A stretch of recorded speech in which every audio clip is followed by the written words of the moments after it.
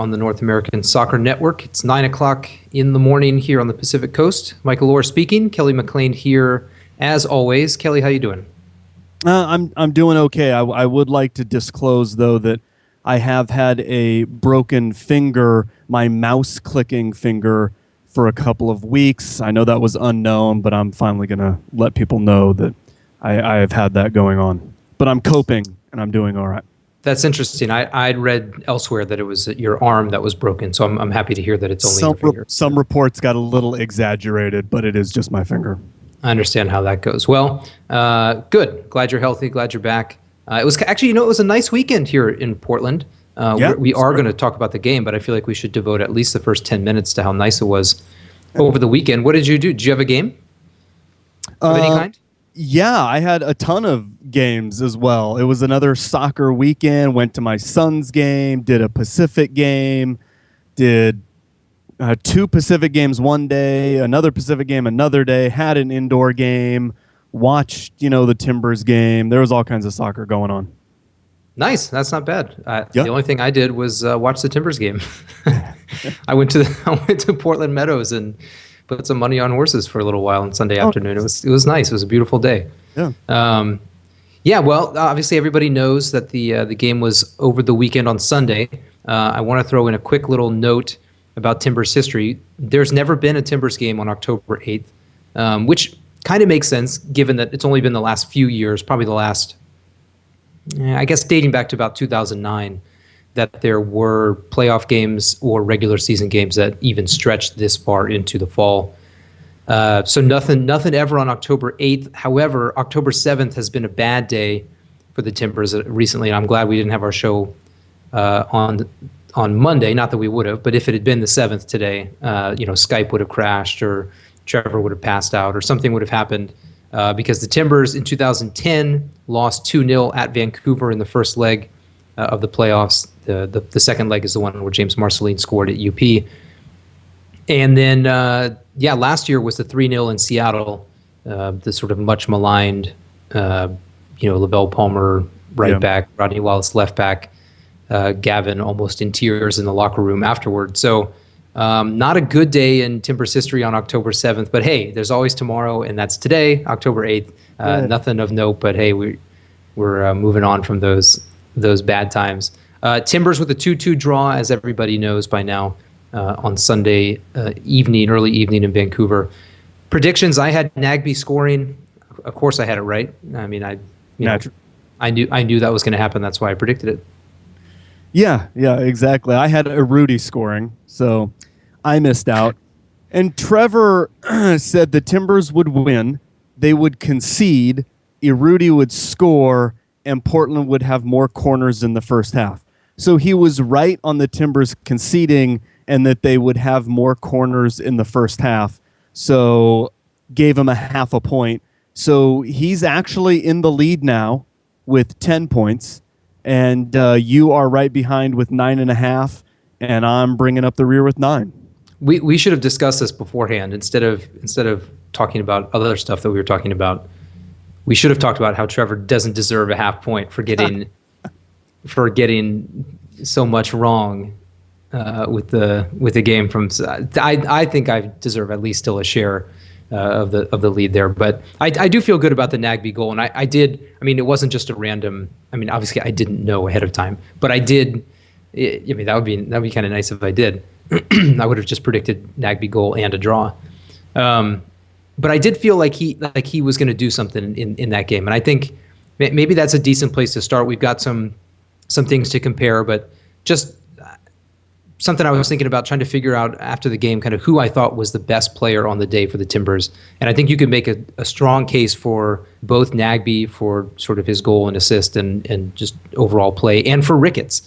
So just as a starting point, what do you think about that? Where would you lean as far as who was the most important player in that particular game for the Timbers? And then we'll get into sort of the bigger picture stuff. I think I'd have to go with Ricketts. I mean, he made some big saves. I mean, by all accounts, I think you could easily say that Vancouver should have had, another goal or two. I mean, Nagbe was certainly crucial in both of Portland's goals, but I got the sense that, I mean, Portland didn't exactly pepper Vancouver with shots, but they certainly controlled long stretches of that match, particularly, after the first 10 or 15 minutes of the first half on to halftime. They sort of took over and controlled. I sort of felt like they had a goal coming in them. But Ricketts stopping the ones that he did, those were just huge, because I think Vancouver had a pretty good claim to another goal or two, if not for Ricketts. Yeah, I think we can come back to these later, but the outrageous volley from Mana at the end, the shot from YP Lee, the double save, plus a bunch of other stuff just through the course of the game, and all that with a broken finger. Who knew? So we'll have to come back to that. But okay, so you got a little quote connection here, and just sort of a point and counterpoint maybe, or sort of a look at some of the ways that some folks talked about the game afterward. Yeah, and I mean, I think just leading into people's overall thoughts of the game and whether or not it was a good result. There was a lot of talk about whether or not Portland could clinch if they won and all that stuff. But Porter, after the game, said, "We'll leave here feeling good about a point." And Jewsbury was quoted as saying, "We're disappointed to not get out of here with 3 points." And I'm just sort of wondering where you sort of come at this game and thoughts. Should they feel good about coming away with a point, or should they be disappointed? Is Jewsbury's line just sort of that standard, we say this after every game, sort of typical, we're going to take it one game at a time sort of comment? But I mean, I'm curious as to what you thought. Is it a fair result? Should they be satisfied after this draw up in Vancouver? I think you could look at the Timbers record on the table and say, in general, you could just apply the statement, we're disappointed we don't get 3 points more often. They've got 14 draws. No one else in the league has more than 11, and that's only one other team. No one else even has 10.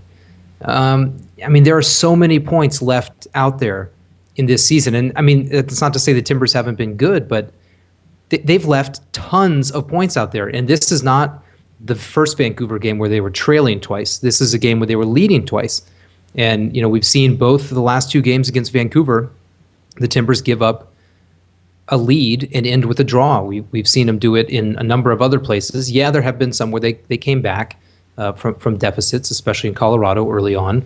But there's just a lot of points left out there. So I think, on one level, it's definitely just the standard cliche. Yeah, of course. Yes, they're disappointed they didn't. Every team who doesn't win a game is disappointed they didn't win the game. So I think that's fair to say. But I don't think Porter's statement is necessarily a fair assessment either. Maybe you're more happy with a draw than you would have been with a loss, which is another obvious statement. But that was a huge, huge missed opportunity for the Timbers. Salt Lake draws at home, with a man down, and Seattle loses, gets crushed in the same weekend. And, on the other hand, so that's the chance that's missed to make up points on the teams ahead. And at the same time, the Timbers only get 1, where both LA and Colorado got 3. And those are the 2 teams immediately behind. So they went from being 4 points behind to only 2 points behind, and they're all on level games now, LA, Portland, and Colorado. So to me, I think in the context of the game, the Timbers should be thankful that they got a draw, given, like we've sort of talked about already, just the number of shots and the number of times Ricketts was required to do something spectacular. And the fact that Will Johnson's goal was deflected in, I guess it's fair because Wallace deflected in Camilo's goal as well. But I just think it was a big missed opportunity, because we could be looking right now at the Timbers on 52 points on top of the Western Conference with a game in hand, and instead we're talking about them still behind Seattle, and Seattle still has a game in hand. And yeah, the Timbers still have a game in hand against Salt Lake, but they're going to play here in 2 weeks or a week and a half. I just think, yeah, in the context of the game, yes, okay, you're happy with a point. But, this was one of those times where everybody ahead lost or didn't win. and they were twice ahead, and some spectacular goals in there for sure. But for Vancouver, there's not much the Timbers could have done on that scissor kick, which we'll talk about. But honestly, I'm disappointed. I thought that was a game that they needed to win. I mean, not a must win or whatever, but against a lesser foe compared to the next two coming up, and already knowing the results, playing the last game of the weekend, everybody else had either won or lost or drawn or whatever. I mean, everybody was done. The Timbers knew what was in front of them, and not coming away with 3 points and not beating Vancouver this year is a bit of a disappointment. Yeah, I think it really depends on how you want to look at. Do you just want to look at the game itself or that bigger picture? And it certainly was. I think you could say it was an opportunity missed in the bigger picture of things. They could be, like you said, they could be tied at the top of the Western Conference with a game in hand on RSL. So they've got to feel like they missed an opportunity. But I think in the context of just the game itself, I don't think you can be disappointed. I mean, you're playing a team whose back is against the wall. They really had to win to keep their playoff hopes realistically alive. So you're gonna just get battered, most of the game. And again, Ricketts came up huge. There should have been another goal or two that Vancouver scored, and they didn't. So I think, and again, you're on the road, and anytime, I know it's another draw, but anytime you're on the road, if you can come away with a draw, that's not a bad thing. I think in the context of the game, I think it's all right. It is certainly, though, disappointing that they let leads, plural, slip away. That's certainly disconcerting. I think that's the one thing that might keep you from saying, yeah, I'm fine with a draw. I think I want to say, yeah, I'm fine with that draw, but man, they went up and then ended up with the tie. That's a little more disappointing. They do keep that whole record of when they score first, when they take the lead into halftime, they're undefeated and all that stuff, which is good, but man, I mean, you took the lead twice and gave it back. That's tough, but I don't know. There are sort of, perhaps in this game, those extenuating circumstances when you're on the road and you're facing a team that is going to throw everything at you to try to get a win. I think at the end, I think I'm okay with a draw. Yeah, I mean, again, I think the draw is fine, but this is, I think, the game that Timbers and Galaxy and Rapids all have 3 games left. And we've talked about how Portland's kind of, not that they had it easy, but that they get the hard teams at home at least. But anybody who says, well, the Timbers are definitely going to get 6 points against Seattle and Salt Lake is insane. I mean, they might, but there's no guarantee on that. I mean, those are going to be 2 really, really tough games. And, they're only 2 points ahead of LA and Colorado. All it takes is next week a draw or a loss and an LA or Colorado win, and Portland's at the very least, or at the very best, tied, and at the worst behind in 4th or 5th. I think at this point it would take, I can't really see the Timbers not making the playoffs right now. I know they haven't mathematically clinched, but they're 6 points clear with 3 games to go, and that would basically require the Timbers to have a disastrous last 3 games in San Jose to win out, which, it's certainly possible, but relatively unlikely. But what's now all of a sudden in play, where it was looking a little less likely last week, is that the Timbers are now looking more like they are in danger of slipping into the 4 or 5 spot, which means now you've got to play that sort of elimination game, that play-in game, which everybody wants to avoid the play-in game. Nobody wants to be in that game because, if you finish 5th, you don't even get it at home. But if you're 4th, even if you get it at home, you're just tacking on 1 extra game against a good team, to kind of stand in your way of going towards the MLS Cup. So, to me, this one, it's so close in the West right now that, I know it's funny we're saying, well, if they'd only won, they'd be on top of the table in the West. But since they only drew, now they're in danger of only finishing fifth. And that sounds outrageous, but it's true. I mean, it could be next week, the difference of being in first place in the West or fifth. That's just a unfortunate way to end a weekend after they got those big results against LA and Colorado. They kind of put that distance there. Well, now all it takes is 1 week and they've lost it. Yeah, and another thing maybe we should point out, since we're kind of talking about the table, is I think after this weekend, I think everybody kind of levels out on the games played. I think Seattle's going to catch up midweek against Vancouver, and then Vancouver's off on the weekend. And I think Salt Lake is off on the weekend too. So I think after this weekend, I think everybody will be sitting at 32 games played. And we'll have a real good, a better understanding and better look at, the points and where teams really stand, since they'll be level on games played, I think.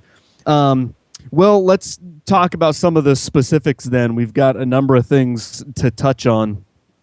Let's start with the goals. Some spectacular goals, some fun goals.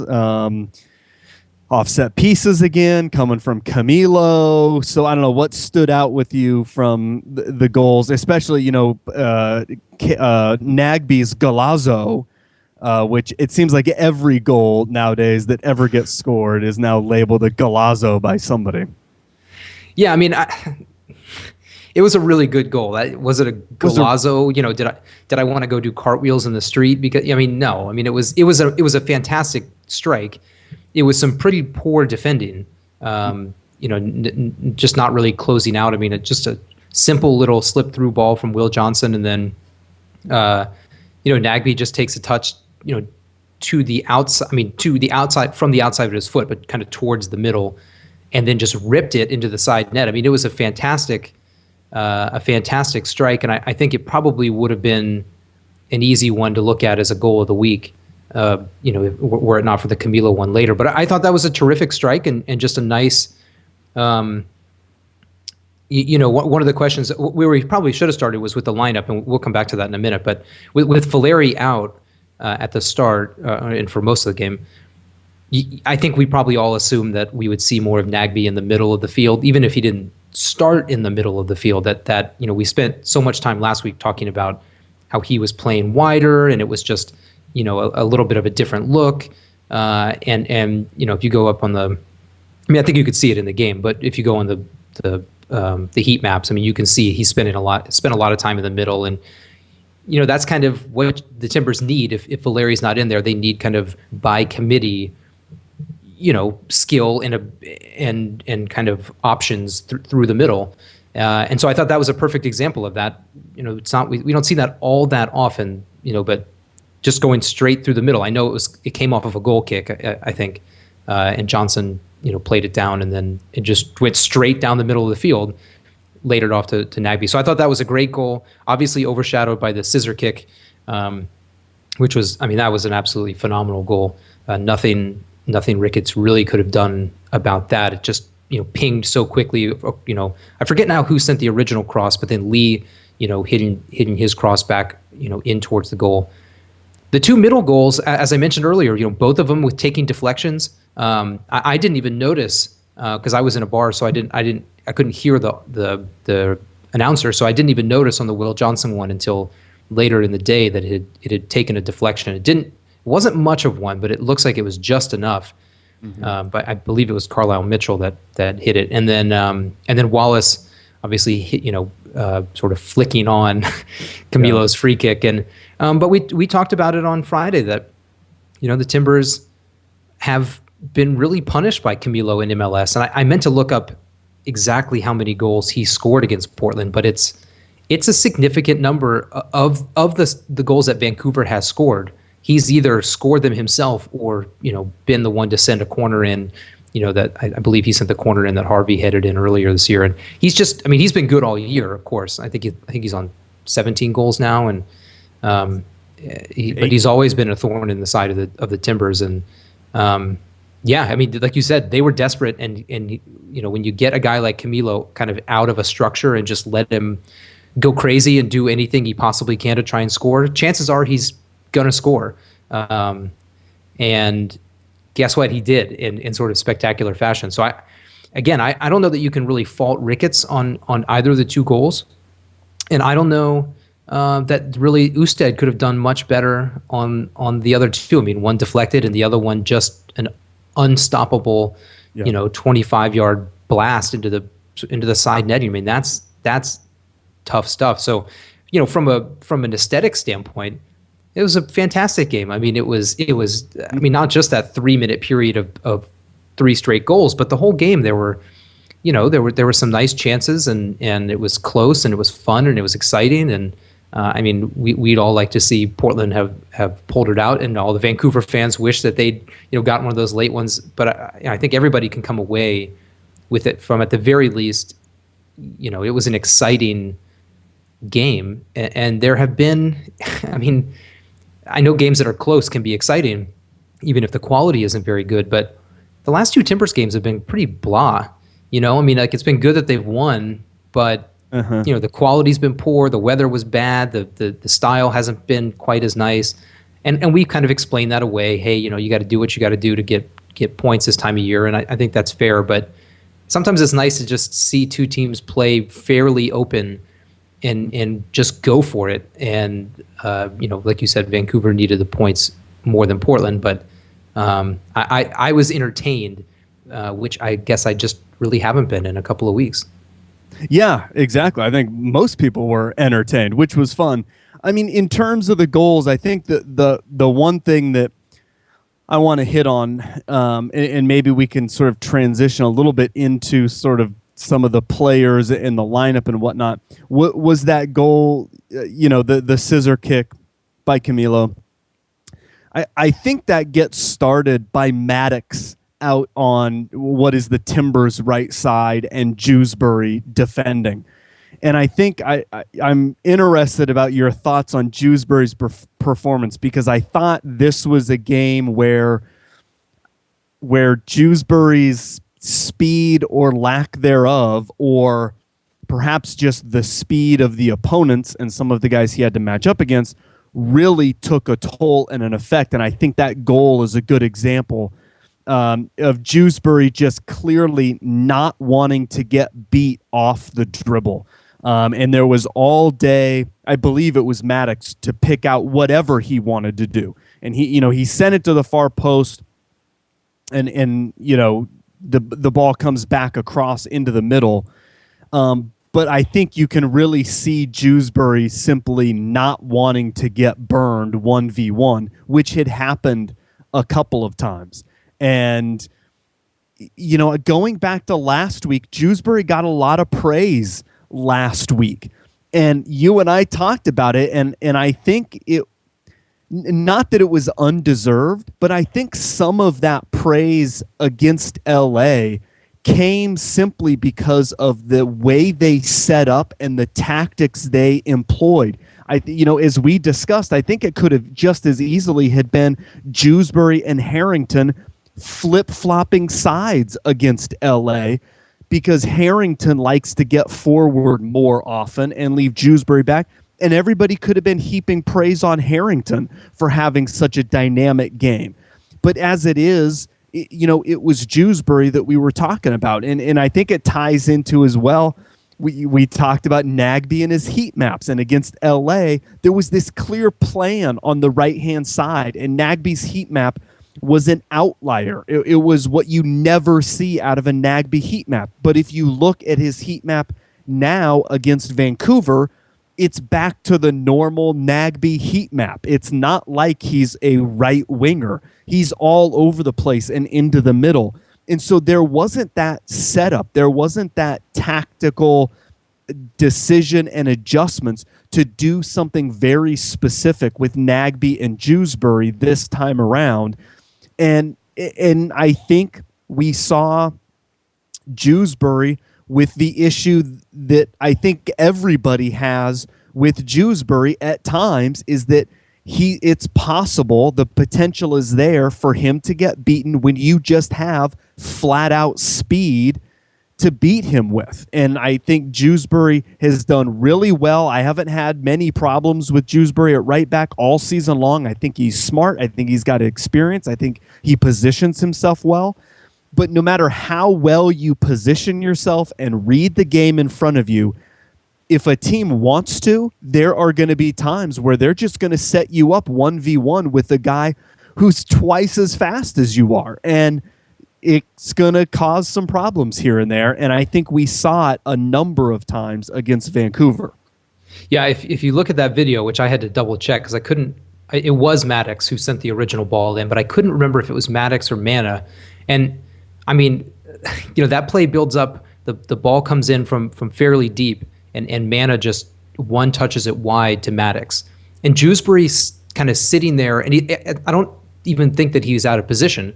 He's in between Kekuta Mana and Darren Maddox, who, if you lined every player up in MLS and asked them to run, 40 yards, 20 yards, 50 yards, those two guys are going to finish in the top 5. I mean, Mana is not as good as Maddox. I mean, he does, he makes stupid mistakes, and he's mostly just fast. Although that shot that Ricketts saved was a pretty unbelievable shot.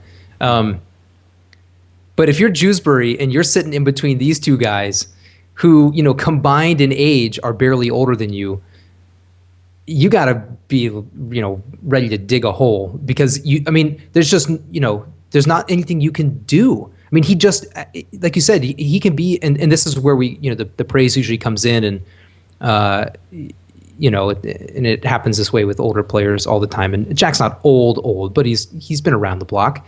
And, the line is, oh, well, he's a really intelligent player, and like that means he's not that fast anymore, Right. And it means that when he does well, it's because he's put himself in a position to,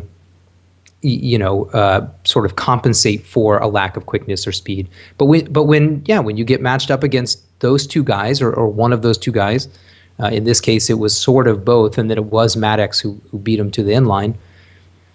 I mean, what are you supposed to do now? Yeah. To be fair, that play to me, I think YP Lee gets all the credit to me on that play, because for as badly as Jewsbury got smoked around the corner, Maddox completely overhit his cross and didn't pass it to anyone. And, the ball bounced and Lee kind of had to track it down. And most people, play that down with a touch and then do something else. And Lee just smacked it right back into the middle and kind of left it there for Camilo to hammer home. But, for everything, I agree with you on everything you just said. I think he did enough to make Maddox send in a bad cross. Uh-huh. And it just turned out that Lee, everybody was kind of sucked in, and Lee was sort of the first one to recognize this cross is going way over hit, and slipped out. But in general, I agree with you. I thought there were a few times where he just looked like a guy who's like 32 or whatever, and not like a guy who's 24. And when he isn't quite in position, or isn't compensating enough for a lack of speed against certain players, he's gonna get beat. And I think for the most part, when that's happened, the Timbers on the whole this season have done a nice job of covering for him. Be it we've seen it a number of times, not in the last few games, but with Jean-Baptiste running guys down or tracking back, and we've seen that combination kind of work, just to have somebody with speed that can catch up there. But that's a problem for the Timbers. Well, yeah, and that's the question. Is this going to be a problem heading into the playoffs? I mean, do you have to worry specifically about teams saying, let's just go attack that guy? Even if he stops us 9 times out of 10, let's just go at him every time with our fastest guy and see what happens. Yeah, and but I think that's been true all year. I don't think that Jewsbury's worse now than he was at the beginning of the year or something. No. I think he's the same guy, and I think certain types of players and certain types of systems are more well suited to attack.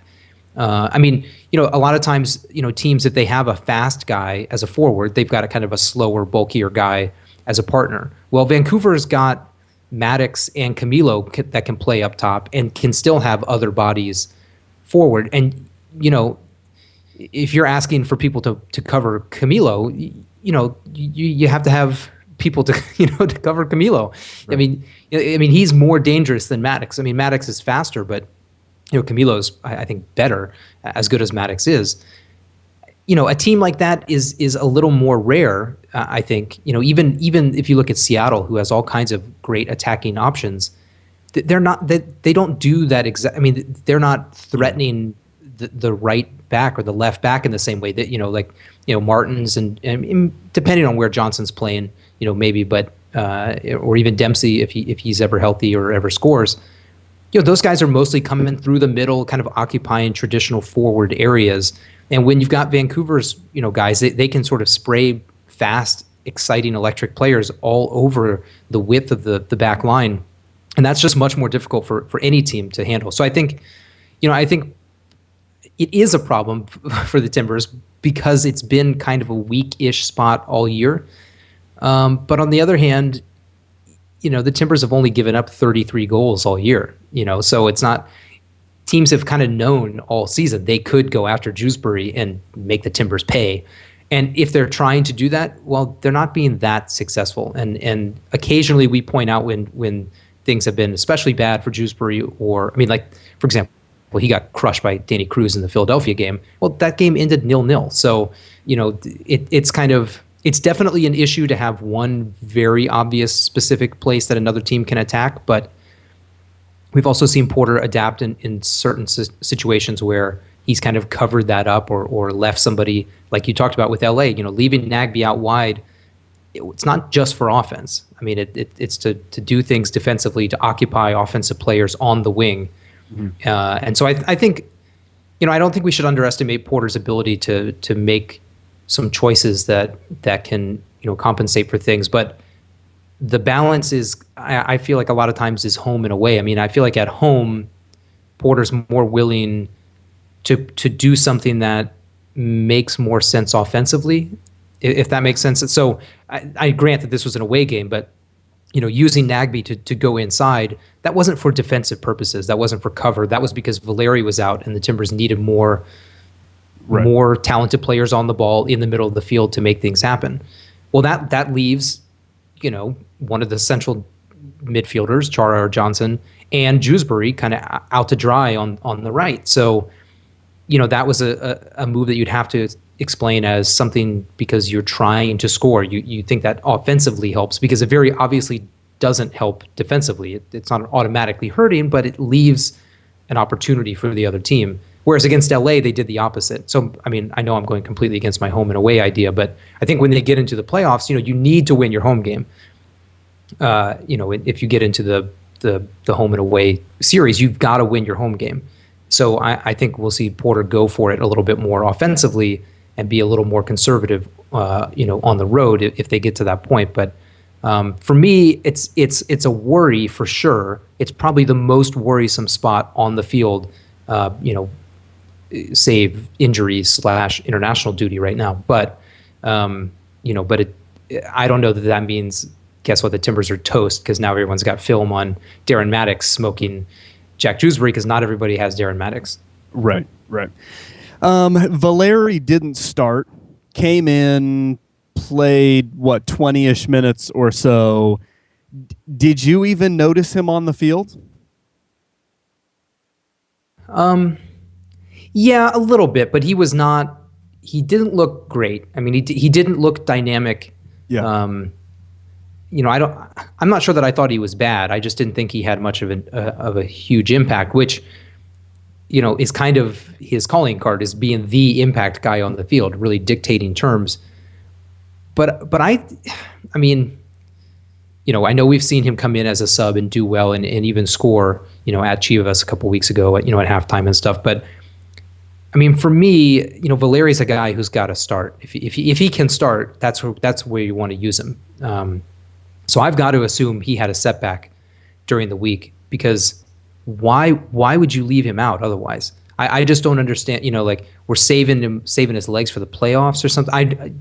To me, he had to have been significantly worse physically, taken longer to recover or something, because I just don't understand. I just don't think he's as good coming in cold as he is when he gets a chance to work into the game with everybody else on the field and be sort of the hub of the team, playing the whole game. So it's not that he can't be successful. Obviously, we like I said, we've seen him do it, but I don't think he's as good when he just gets stuck in there and is kind of asked to be the Superman or the hero instead of kind of building up to being the guy over the course of the game.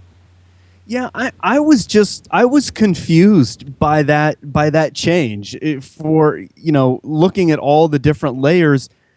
Like you said, if he's not healthy enough to start, but he's in the 18, he can give you some minutes. I don't know. I'm not sure why you bring him in the 67th minute when you're up 1-0. I mean, I guess you see an opportunity to bring in Valeri and go get that second insurance goal. But, I mean, you're on the road, and that is a consideration. I mean, I know Porter talks a lot about we do the same thing. We're trying to win games whether we're on the road or at home. But you are. I mean, you're on the road with a 1-0 lead with 20 minutes to go. And against a team that, is going to be pressing to get a draw or a win because they desperately need the points.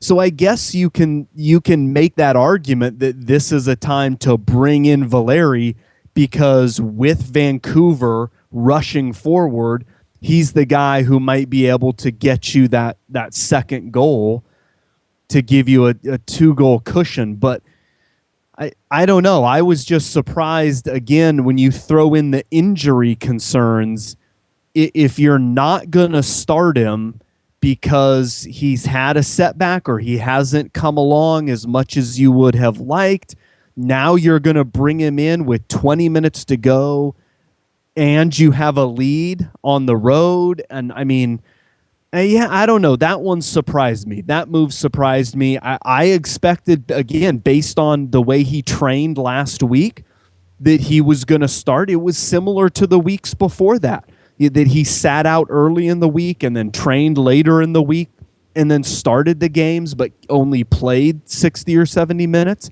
I like you. I mean, I would have assumed that that's the way they would have gone again. And if you're thinking, you know what, let's hold him out because maybe we can get him, a full 90 minutes off and get him that much closer to being healthy, then why do you bring him in for 20 minutes when you're up 1-0 on the road? I was a little surprised. And then he didn't do anything for me. I mean, I'm not even sure I remember any touches he had. So I was a little confused by that whole thing. I mean, honestly, I would have much rather at that moment have just seen Szymanski come in. I mean, I know he's more of a defensive type of guy, but he plays offense too. But more importantly, he gets stuck in. He challenges for every single ball. He just makes things difficult for the opposition. To me, that would have been, a better change to make. Yeah, my only pushback on that, or I guess I have two, and one is sort of like you said, Porter had to have assumed one goal wasn't going to be enough to win. Maybe it's enough to get a draw, but one goal against Vancouver in Vancouver, the way they were playing. I mean, this right. Obviously that sub came before the 2 goals and the flurry of shots towards the end.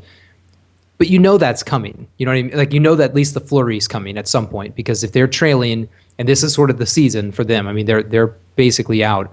And they're probably out anyway, but they're almost certainly out if they can't get anything, and they're going to go for it. So I can understand it on that level. But then the other side is, who else do you put in? So, okay, so you put Szymanski in, but that at the 67th minute, I mean, that's a pretty clear signal. You're saying, okay, we're calling off the dogs now. I mean, that's like I know he's better than this, but it's like what we used to joke about the James Marceline sub. Like when James comes in, the game's over. I mean, at least you want it to be. You want it to be over now. And so you're bringing this guy in to just shut it down. And that's usually when Szymanski hasn't started, that's usually been his role. Come in with 10, 12 minutes left, It's like we see Khalif come in as a sub at home with 8 minutes left to just take the ball into the corner and dribble around for a few minutes. With Szymanski, it's bring him in to try and slow the other team down, just clog up the midfield and end the game. Well, if you're not going to put Szymanski in that early, which I understand, that's a little too early for that move, and you're not going to put Valeri in, well, here are your other options. Jean-Baptiste, okay, you're not doing that. Powell, you're definitely not doing that. Valencia and Ryan Johnson. So what other option do you have? I mean, you're beyond an hour. You're about to hit 20 minutes left in the game. You're up a goal. You maybe feel like one's not going to be enough. I guess I can understand the move. Now, the fact that he didn't do anything kind of clouds our, we're like, well, that was a stupid move. He didn't do anything. But, your expectation is that he's going to do something, right? I mean, there's no evidence to suggest that he's going to have a nothing game, because Valeri almost never has a nothing game. So, yeah, I mean, they were just kind of in a weird spot. And, I mean, it kind of makes me wonder on one hand, like, why is Powell in the 18 and not someone like Zizzo? Like, if you feel like if you're trying to really win out or win a bunch of games at the end of the year here and really put yourself in the top 3 best position, Zizzo can play right back if you need to make that kind of a change. But Powell doesn't offer you anything other than right back. Whereas you could bring Zizzo in, move Nagbe to the middle, put Zizzo wide on the right, and you don't have to worry about Valeri, and you can get Al-Hassan out of there if you want. I mean, that's a move you could make. Again, I don't know if there's something, if there's something else going on, but it's like Porter brought some options to be a little bit more defensive, but then when he made his first offensive move, then that's kind of the way they had to go. Yeah. And guess what? They were left a little bit open, and I mean 2-2. Yeah. Yeah, I don't know. There's a lot of ways you can look at that, and hindsight's always 20/20. But I think, I don't know. I'm have, I guess, some questions or issues with, like you said, who else was in the 18 and exactly how those moves were weighed, and not starting Valeri and then bringing him in. Other things to touch on, Ricketts. I mean, we touched on Ricketts and his huge saves, which I mean, I think were pretty key. They were spectacular. They were key. I think they really have Ricketts to thank for not going away with a loss. And it kind of brings me into some random stats, which I want to toss out there and get your thoughts on sort of Ricketts and his season. His save percentage, Ricketts is tied for first in the league, with guys who have played like more than 20 games. I mean, you can find guys who have played 2 or 3 games and they have a really good save percentage. His goals against is third, again, for guys that have played more than like 20 games. Shutouts, he's tied for second. I think he's got 11. His shutout streaks, they keep track of the longest shutout streaks in minutes. He's got 3 of the top 6. And, I mean, any goalkeeper is a little bit dependent on the defense in front of him. And I didn't include his ranking in terms of saves, because a lot of times for goalkeepers, that stat can kind of be misleading.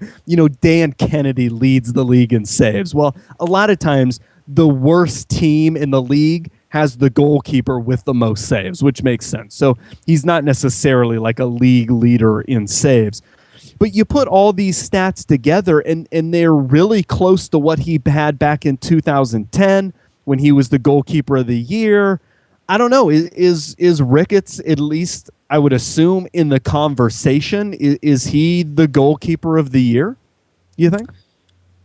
He's definitely got to be in the conversation, right? I mean, I think that's he's been so good, and it's been not surprising, but he was okay last year. He had kind of a debacle in Montreal, both not wanting to be there and not being very good, and being with the first year team and all that kind of stuff. And the year before, he'd been injured, and so it's been since really before the Timbers were in MLS that Ricketts has been at the top of his game. And I mean, we don't need to rehash all the stuff with the Troy Perkins trade, but I think at least initially, people were a little bit justified in saying, what's the point of this trade? I mean, Ricketts isn't any better than Perkins right off the bat. Now, I mean, on the field, we'll put it that way. Perkins was good for the Timbers. He wasn't amazing, but he was an adequate, fine, acceptable MLS goalkeeper for the Timbers. So I could understand, all the other junk aside, I can understand some questions. But this year, he's absolutely shown that he's kind of worth every penny. And they signed him to a new contract. I mean, he's 36. I mean, he's not. I wouldn't say that he's not slowing down, but he's not done yet. It's very clear. And so he's been great for the Timbers. I don't know if he's the best goalkeeper in the league. I mean, I think Nick Rimando is probably Nick Rimando could easily be. You could, if someone said Nick Rimando is the best goalkeeper in MLS this year or right now, you'd have a hard time arguing, I think, against that. But I think Ricketts is up there. What's funny is, he's probably, as good as he's been, he might only be like fourth or fifth in your list of most important players on the Timbers, though, this year.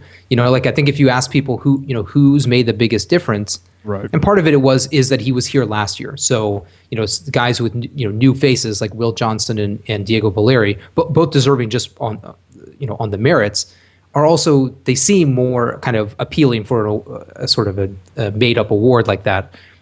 Because it's like, well, you don't know what they were like before. It's just, look, they've come in, they've had this instant impact, right, and they've been great. But if you look at, kind of the difference between Ricketts last year and this, and in general, I mean, he's definitely one of the better players on the Timbers. And when he hasn't been there, I know it's only been twice, but, they gave up 2 goals in the second half at Chicago. I know they got the big win when he was gone. I guess that was the Toronto game that he was gone last time. But they need him. I mean, they really need him to be there. There are some saves that he makes. I mean, he has that reputation of, he makes unnecessarily dramatic diving saves and things like that. He does that sometimes. But those saves that he made against Vancouver were not unnecessarily spectacular. No. I mean, he was full stretch, on the Mana shot. He was, full stretch upward on that Lee shot, sending that over the bar. He's still super quick, partly just because he's so huge. He can cover a lot of ground fast. And yeah, I mean, it's a good thing he doesn't have a broken arm. It's a good thing he only has a broken finger, because that would be a major problem for the Timbers going into the playoffs.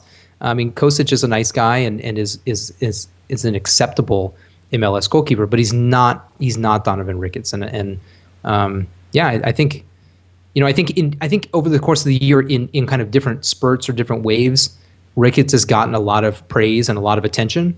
He's obviously won a ton of Save of the Week awards. That has more to do with Portland fans in a lot of cases than just the quality of saves. But yeah, he might win again this week for that double save. I mean, but I don't think it's been as consistent the attention on him as it has been on Will Johnson or Diego Valeri or Darlington Nagbe, for that matter.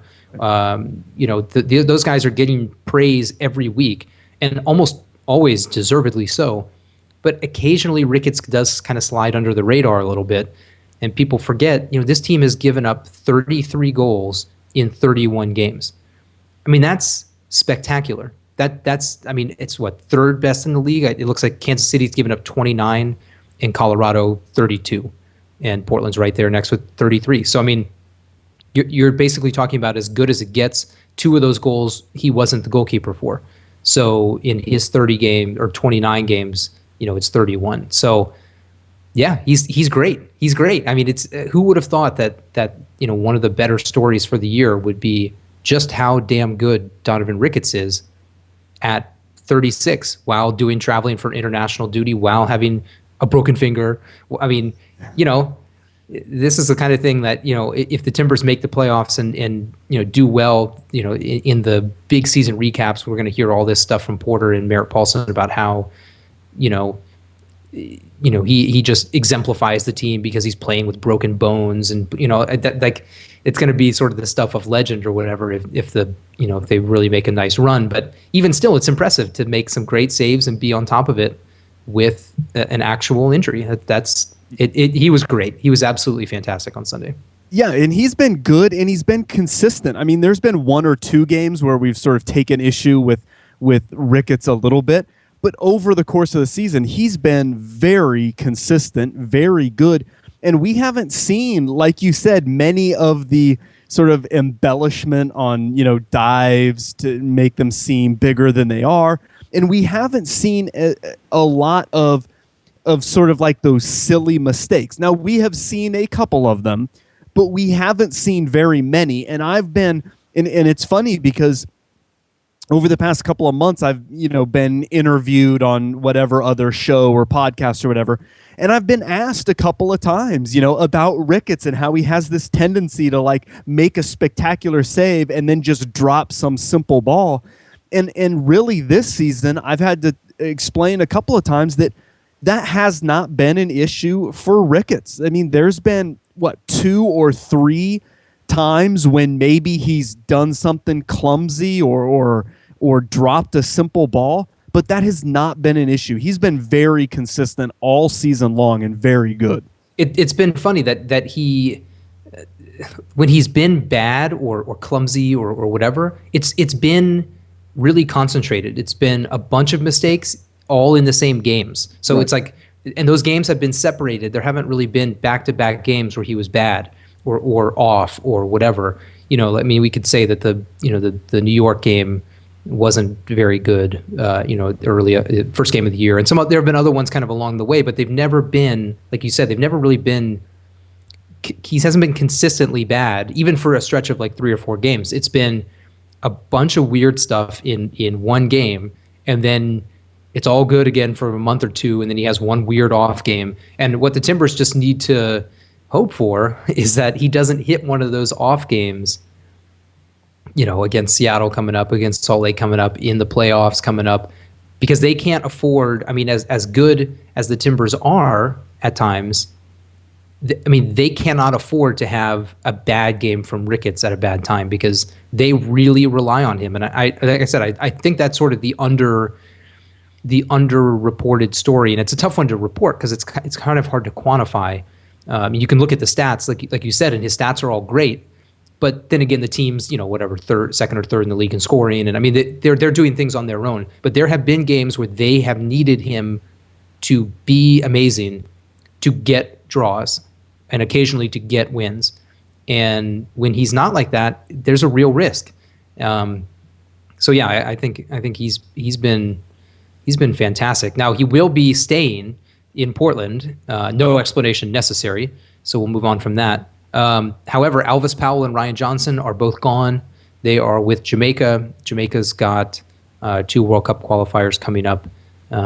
The first is against the U.S. in Kansas City on Friday, and then I don't remember now who they play in the other one. It must be Costa Rica or Honduras or someone. Next week. So those guys are gone. Rodney Wallace has been called up for Costa Rica. So Timbers, this week is going to be now, or a couple of weeks now, we've been talking about, guys coming back, injuries are abating, guys are recovering, more and more faces at training.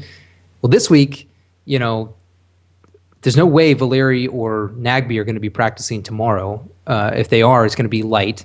They're doing a pool session today. They're missing some guys for international duty. I mean, this is going to be kind of a thin week for training, and it's really, I mean, the extent of the injuries, we didn't really talk about Nagbe, and don't really have time to get into it, but he came off kind of hobbled after a pretty heavy challenge late in the game. That's when Szymanski did come on. I think it was the 86th minute was when he finally came on. It was a few minutes after the actual foul and injury. But, the possibility of going out, Powell is not as much of a big deal right now, but not having Ryan Johnson as an option, not being able to start Wallace. It's been a little while since the Timbers have had that be the case. It was like that a lot during the summer. And then the potential that neither Valeri nor Nagbe is fully healthy. I mean, even if those guys are ready to go and start on Sunday, there's no questioning that they've got some ground to make up between now and then to even get to a starting position, we have to assume. So So Porter's got some questions to answer on lineup and setup, because, it's not just as easy as, well, Wallace isn't here, so we'll just put Al Hassan in on the right and just slide Nagbe over to the left. I mean, if you might also be missing, Valeri or guys can't start at least. There are some real questions. So I'm curious, and I don't think we're going to get much of a window in this week, as we've kind of talked about in the past, as to exactly what's going on and what to expect. But this is a not the greatest time for. I mean, I know other teams are missing players as well due to international call-ups, but this is a tough time for the Timbers to have a couple of injuries and lose some significant players for international duty. Yeah, I think this will be one of those games where we go into it and we're not really sure what that lineup may or may not look like. I mean, I think the Valeri, not being included in the 11 was a surprise, but I think heading into this game, everybody was pretty well certain what the starting 11 was going to be. Heading into Seattle, there could be some more questions, and I don't think we're going to get a ton of information this week during practice about how much Valeri and or Nagbe are training or how they're doing. I think we're just going to get the company line, which is, they trained, a little tightness, a little day-to-day. We'll see. Hopefully we'll be able to have them, it's just going to be, we're just not going to have much information. So there could be some, like you said, kind of some bigger changes that need to take place other than just we'll throw in Al Hassan for Wallace and continue on. There could be some other issues that have to be looked at. Yeah, and this is a big one for Portland. I mean, it's sort of obvious, right? I mean, this is the only Seattle home game of the season, or of the regular season anyway. I don't have it in front of me. It's going to depend on what happens tonight, but I'm pretty sure the Timbers are basically out of the Cascadia Cup. But if Vancouver wins against Seattle, I mean, that helps Portland in the standings. But a Portland win against Seattle could also potentially put Vancouver in the Cascadia Cup for the first time in MLS. But there's a lot at stake, and it's a game that people are going to be really hyped up about, of course, as always. Thankfully, it's not a 12 o'clock kickoff, which it has been. Mm-hmm. At least one of the Seattle games has been one home game against Seattle each of the first 2 years in MLS has been an early afternoon Saturday or Sunday kickoff, and this one's going to be kind of prime time, and but I mean, both teams, Dempsey's both injured and with the national team. I mean, I think Brad Evans is gone. I think Eddie Johnson's gone as well. There are some big questions for both teams, obviously the two teams are very familiar with each other, and the fan bases even more so. But there's going to be almost nothing from the last game that the two teams can take from that, because the lineups were so completely different that there are going to be so many different players on the field. Mm-hmm. That it's not going to be as simple as, well, last time they did this, so we need to do that. It's going to be a totally new process, which Caleb Porter is salivating over that opportunity to completely reshape and restructure what he's doing for this particular game. So, yeah, we'll be back on Friday afternoon at 3:30 p.m. Pacific here on NASN Soccer. We'll be previewing the Seattle game, talking about everything that we know after the midweek games, where everything stands, how the Timbers look related to the playoff picture, etc. So join us then. But until then, enjoy the week. And this is Michael. And this is Kelly. We'll see you again on Friday. Speak to you then.